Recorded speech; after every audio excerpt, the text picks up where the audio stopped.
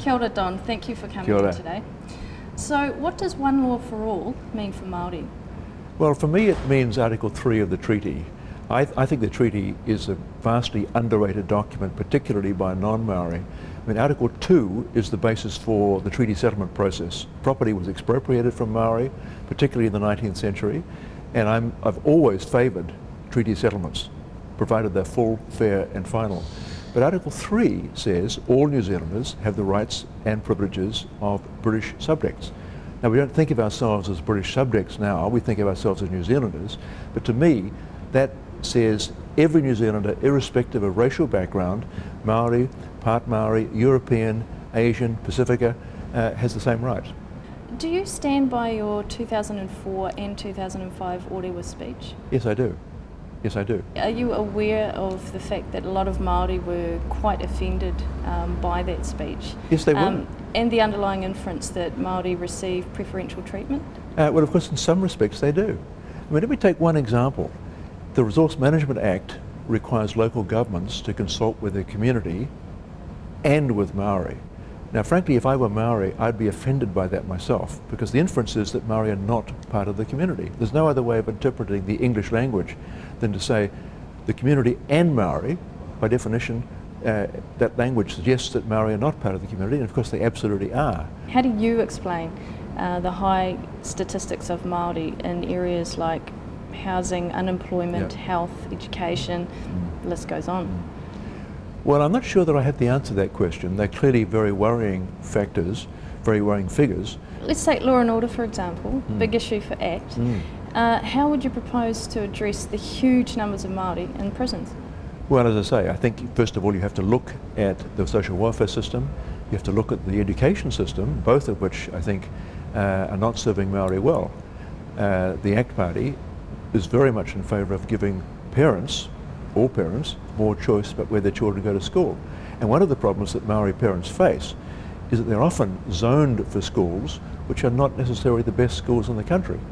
So there's a sort of perpetuation of under-education, social welfare dependency and crime, and that's a vicious circle. Now, ACT espouses self-responsibility and personal freedom. Very much in line with the concept of tino rangatiratanga. Would you agree? Well, that's precisely, I think, why I found it easy talking with ACT and the Maori Party after the 2005 election. I found that we had quite a lot in common. What do you think about Te Whānau Apanui's objections to the research being undertaken by Petrobras? I would prefer iwi in the area to lodge protests in exactly the same way as anyone else potentially affected by an oil spill does. I don't approve the kind of disruption which the local iwi and indeed Greenpeace have been doing. Do you have sympathy for them at all? Well, I have sympathy with anyone's concern that there may be damage done to the environment. We saw that in the Gulf of Mexico, and that's a fair reason to be concerned. But I mean, there are perfectly lawful ways of protesting against that and arguing against the case.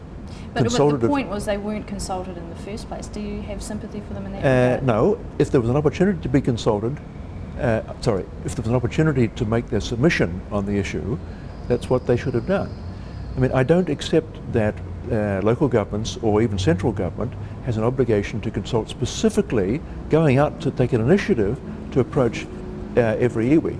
Every member of the community has an opportunity of expressing concern about any investment, to the point where indeed in some cases investments take months and months and years to get approval. I don't want there to be an additional consultation process over and above what other members of the community have. Is it not fair and reasonable to expect a consultation? Of course. They should be consulted like any other member of the community, not additionally. That's the point I'm trying to make. I mean, every member of the community has a right to be consulted, and absolutely that's an important right. I don't want there to be a different right of consultation. As an Auckland ratepayer, would you expect to be consulted on a big decision? Well, they typically are. What are you talking about, the Auckland City Council? Talking about the East Coast and Petrobras and the moana there that belongs to the hapu and the iwi there. weren't consulted. Well, I don't know about that particular case, as I say. Hone Harawira has described you as one of the most racist people he's ever met. What do you say to that? That is absolute, unadulterated crap with respect to your viewers. I mean, I deeply resent that kind of silly remark. A racist is someone who wants different treatment of different races, particularly some discriminatory or negative treatment of a minority people typically. Sometimes, as in South Africa, of course, it was majority people. I want everyone to have the same rights indeed. Once upon a time that was regarded as the opposite of racist. I cannot see how someone who wants everyone to have the same rights under the law, whether they're Asian, Pacifica, Maori or European, can be called a racist. Would you work with Hone and his new party? Well, I would find it difficult working with Hone, I must say. So you won't work with him? Well, I can't say I won't work with him. There may be circumstances where we have something in common. But the reality is, his views, in my mind, are damaging to Maori. And therefore, I'm not enthusiastic about his position at all. So what do you think about his politics then? Well, I mean, by implication, I think he's on the wrong track completely. He clearly believes, let me just say one more thing, he clearly believes in a racially divided society. Now that, to my mind, is racist, not my view. Do you believe in Māori seats? No, I don't. Would you work with Winston Peters? I would find it very hard indeed to work with Winston Peters. And what about Phil Goff? I would find it easier to work with Phil Goff because while I disagree with Phil Goff on a whole range of issues, I understand where he's coming from. He's got integrity, and I can discuss issues with Phil Goff. I don't feel I can discuss them intelligently with Winston Peters. How well do you know the Māori language? How well do I know it? I don't know it at all. Growing up in Christchurch, I barely knew Maori in my youth, and I don't think any of them spoke Maori, even if they had some Maori blood. So do you think the Māori language should be, as the indigenous language of New Zealand, be compulsory in schools? Oh no. I certainly think it should be encouraged. That's certainly important to encourage. New Zealand is the only country where Te Reo is actually spoken by any significant number of people at all.